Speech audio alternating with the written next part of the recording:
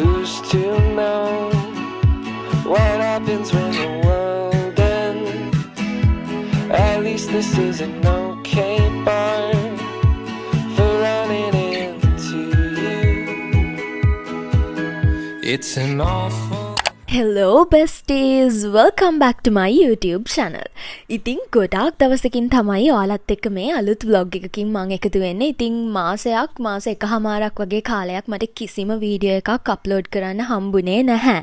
ඉතින් ඔයාලා දන්නවා මගේ ආච්චි මෙහි ඇවිල්ලා ඉතියා වොෂ්රූම් එකේ වැටිලා එයාගේ කකුල කැඩුනා. ඒකට සර්ජරි එකක් කරන්න වුණා.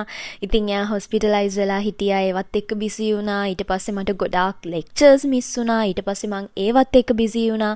ඉතින් ගොඩාක් ස්ට්‍රෙස්ඩ් වෙලා එක්සෝස්ටඩ් වෙලා තමයි හිටියේ. ඉතින් ඒක නිසා මට අලුත් වීඩියෝ එකක් ගේන්න බැරි වුණා.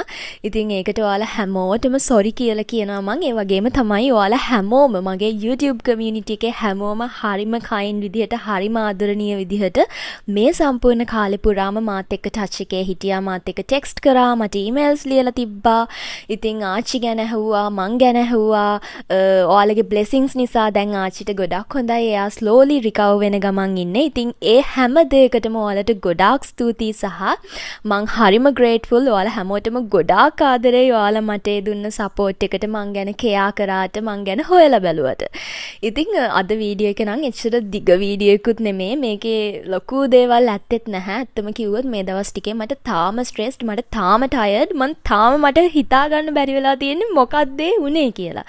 ඉතින් චුට්ටක් confused වෙලා ඉන්නේ. ඉතින් back to normal වෙන ගමන්. ඉතින් ඒත් මට හිතුණා ඔයාලත් එක්ක වීඩියෝ එකකින් එකතු වුණා නම් හොඳයි කියලා. ඉතින් චූටි අප්ඩේට්ස් කීපෙකුත් තියෙනවා ඔයාලට දෙන්න. ඉතින් මං හිතනවා ඔයාලා මේ vlog එක enjoy කරයි කියලා. ඉතින් මේ දවස් ටිකේම හැරුණේ ගොඩක් පරක්කු වෙලා හරිම මහන්සියෙන් තමයි. හැම වෙලේම නිකන් අමුතු tired ගතියක් ඇඟට දැනෙනවා. මම හිතන්නේ stress වෙලා නිසා වෙන්නේ නැති.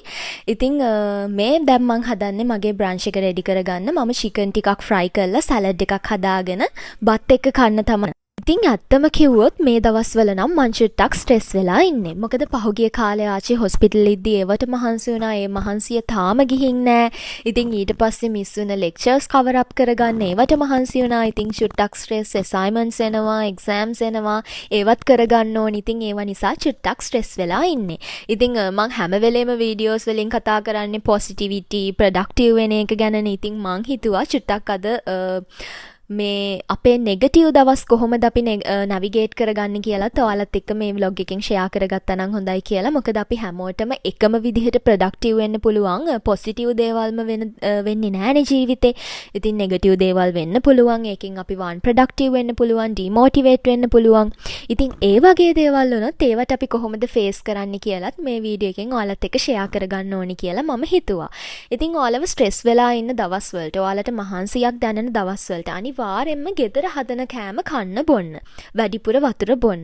KFC, burgers, McDonald's ඔය වගේ දේවල් නම් කන්නම එපා. මොකද junk food වලින් ඔයාව තවත් drain කරනවා සහ ඔයා නොහිතන විදිහට ඔයාව unhealthy කරනවා.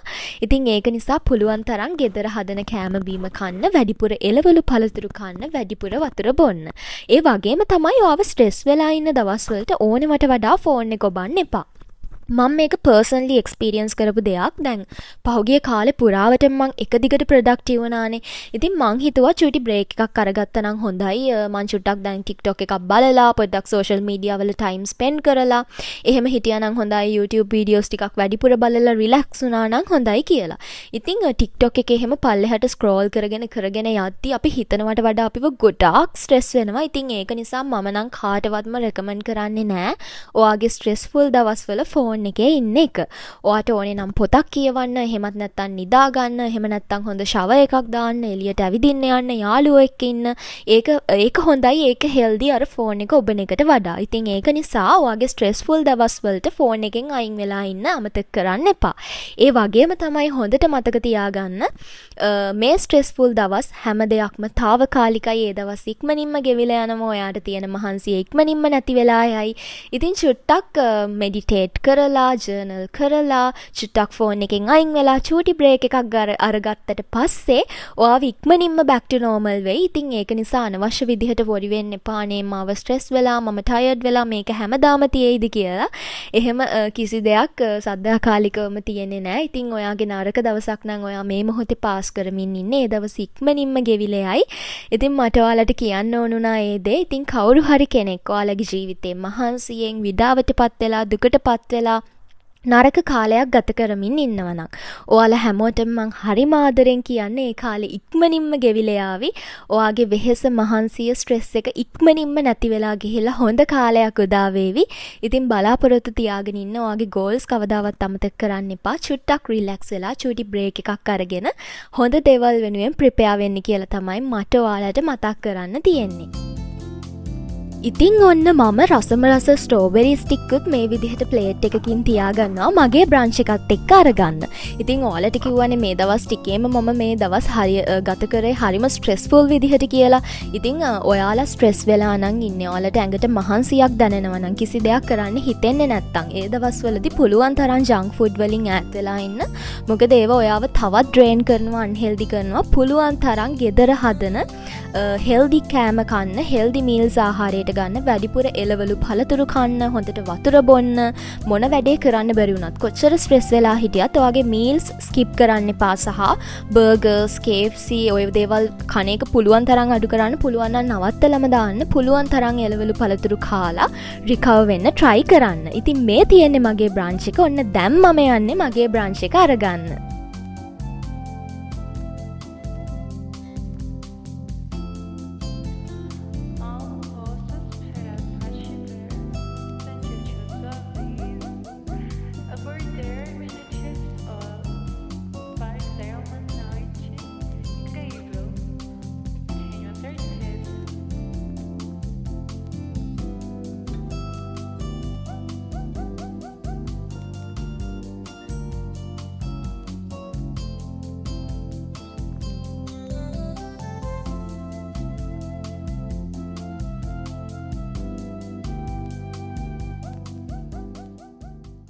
බ්‍රන්ච් එක අරගෙන ඉවරුණාට පස්සේ මම චුට්ටක් ස්ටඩි කරන්න ඕනි කියලා හිතුණා. වෙනද තරම් ප්‍රොඩක්ටිව් වෙන්න බැරි වුණත් මම පුළුවන් වෙලාවට නෝට්ස් එහෙම කම්ප්ලීට් කරගත්තා. පහුගිය දවස්වල මිස් වෙච්ච ඒවා.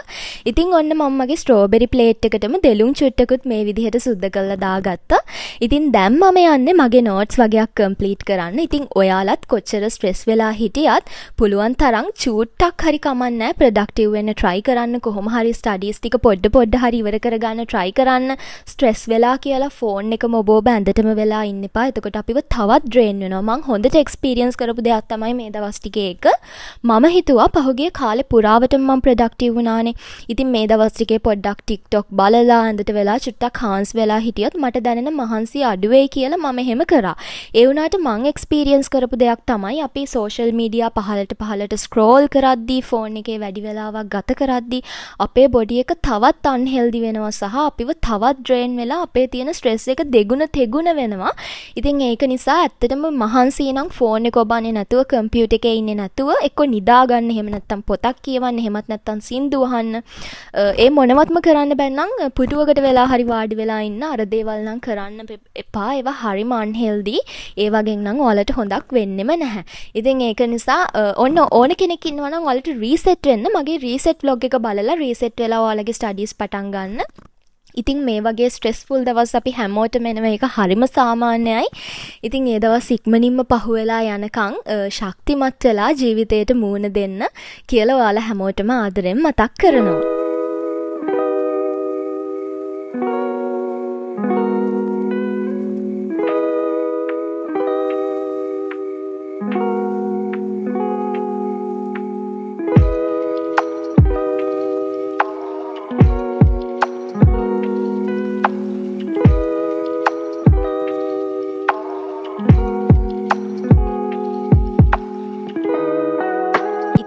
එදා දවසේ හවස මම බීච් එක පැත්ත ගියා චුට්ටක් රිලැක්ස් වෙලා එන්න ඕනේ කියලා හිතලා.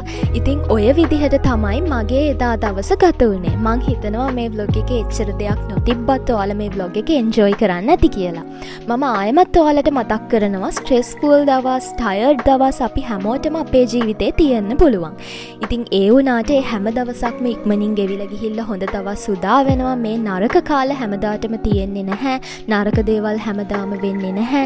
ඉතින් ඒක නිසා ඔයත් මොනා හරි කාරණාවක් නිසා ස්ට්‍රෙස් වෙලා නම්, වෙහෙසටපත් වෙලා නම් ඉන්නේ. එක්ක එක්සෑම් එකක් නිසා වෙන්න පුළුවන්. එහෙමත් නැත්නම් ඔයා බලාපොරොත්තු නොවන විදිහට ඔයාගේ ජීවිතේ වෙච්ච සිදුවීමක් නිසා වෙන්න පුළුවන්. හොඳට මතක තියාගන්න හැම කාලයක්ම ඉක්මනින්ම ගෙවිලා යනවා. ඉතින් ඒක නිසා හැම චේන්ජ් එකක්ම embrace කරලා පුළුවන් තරම් සතුටින් ඉන්න, hopes තියාගෙන ඔයාගේ goals වලට යන්න මහන්සි වෙලා වැඩ කරන්න. ඔයාලා හැමෝගෙම හැම දෙයක්ම ලස්සනටම සිද්ධ වෙන්න කියලා මම ඔයාලට wish කරනවා. ඉතින් මතක ඇතුව හොඳ ගැඹුරු හුස්මක් අරගෙන ඔයාලගේ ස්ට්‍රෙස් එක පිට කරලා සතුටින් සැනසීමේ ඉන්න, ඔයාලව සතුටටපත් කරන දේවල් කරන්න, ඔයාලා ආදරය කරන අයත් එක්ක කාලය ගත කරන්න. ඉතින් ඊළඟ වීඩියෝ එකෙන් හම්බෙනකන් හැමෝම සතුටින් පරිස්සමින් ඉන්න. bye.